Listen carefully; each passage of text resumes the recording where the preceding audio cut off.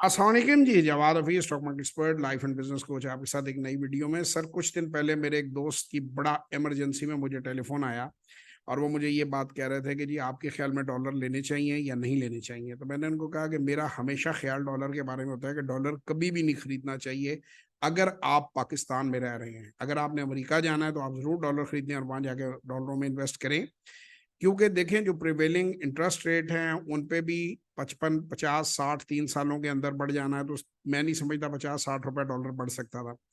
और इसी तरह अगर आप कहीं सरमायाकारी करती हैं तो वो भी आपको रिटर्न ठीक ठाक मिल जाती है। तो डॉलर खरीदना मुल्क को नुकसान करना है, डॉलर खरीदना पाकिस्तान के खिलाफ जाना है।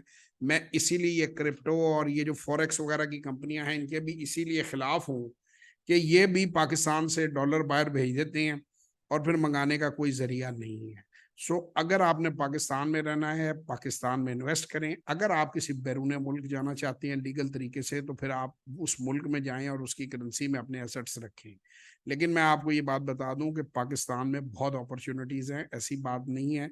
ये गलत फैलाया जा रहा है पाकिस्तान के बारे में कि यहाँ अपॉर्चुनिटीज़ नहीं है। यहाँ पे बहुत अपॉर्चुनिटीज़ हैं और बाहर टैक्सेशन बड़ी हाई है।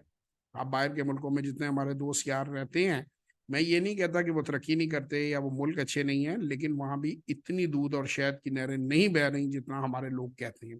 और अगर ऐसा कुछ है तो आप ज़रूर जाएं, लेकिन फिर आप डॉलर में रहें। यहाँ रहकर तकिए के नीचे डॉलर रखना जो कि कोई गन दिखा के आपको लूट के ले जाएगा, उससे कहीं बेहतर है इसे प्रॉपरली इन्वेस्ट करें। बहुत शुक्रिया।